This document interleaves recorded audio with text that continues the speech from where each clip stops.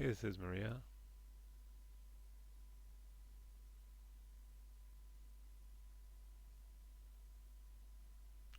All right, this is really good. There's a lot of good poses in here. Um, you really get the idea across. Well, let's take a look in Maya.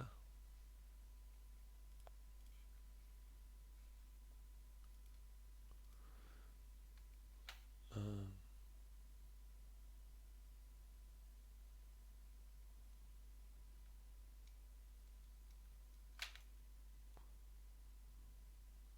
there's just some extra movement on this hand where I thought it maybe could stay still more. Like, I like that, like he plants it here, but it's still moving there.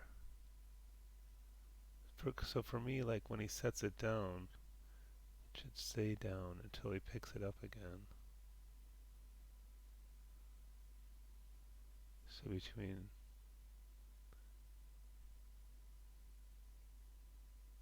like we could take out this keyframe and then just click here, middle mouse click here, and then hit S. Middle mouse click will update the time without updating the position, so it's a good way to lock something. So see, it just stays still there. And then here, it's staying locked down. And then here, it seems to kind of move around a bit. So I might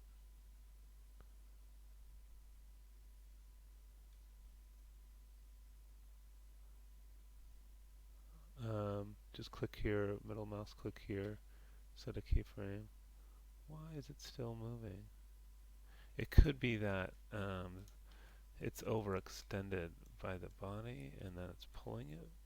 Is that what's happening? Kind of looks like it. I think that's what's happening there.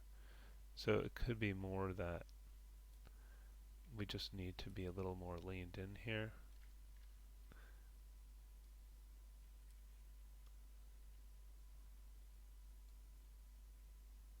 What is moving the hand there?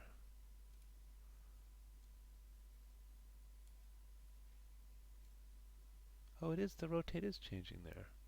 Wait, click here, middle mouse click here, S. Why is the rotation changing? Oh, maybe it wasn't set here. No, it is. Okay, let's take a look on the graph editor. Could be the tangent type or something. Yeah, I can see, for example, these guys. So is that, maybe, are these not set to auto, or what are these set to? See how those just went flat right there? Now, it won't move. Oh, why do we have X-ray on?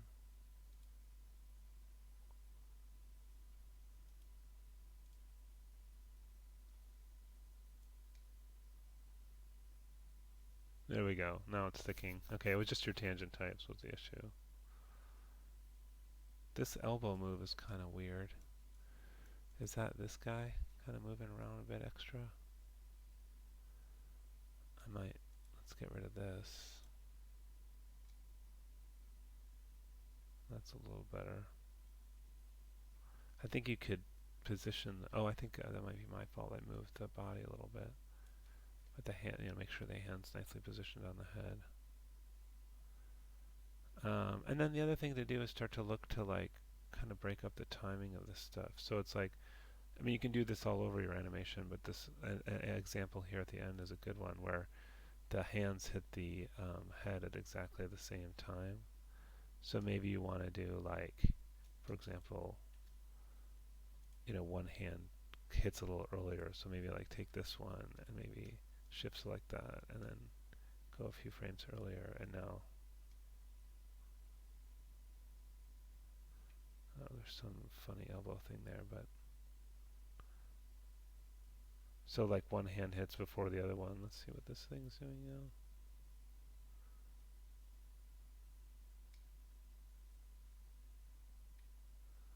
Might be that this just generally needs to be a little further back.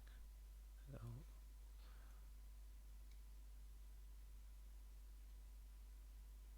And the other thing is like to look kind of for more arc shape movements when you move.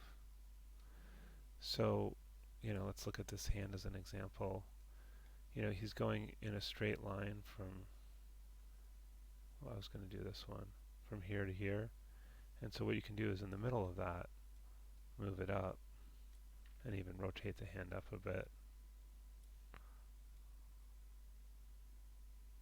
See how it kind of makes an arc up and then back down? Does that look a little bit nicer?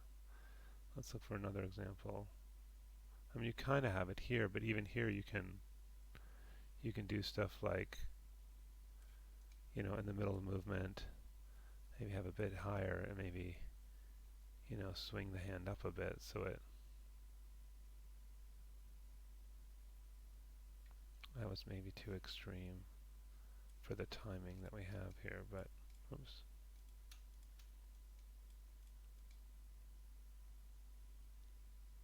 So look to put in those arcs. What's another example?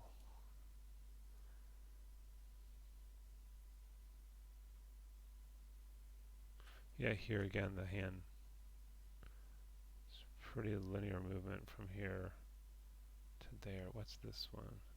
So, oh, I'm looking at the wrong. Okay.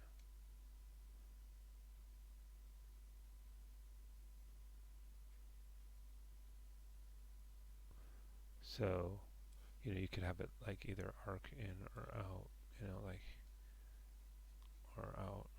Let's see what it looks like arced kind of more inward and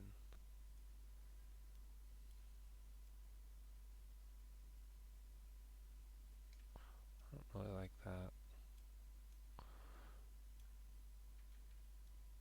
Whoops. Let's kind of bend it out and maybe move it out a bit. Okay.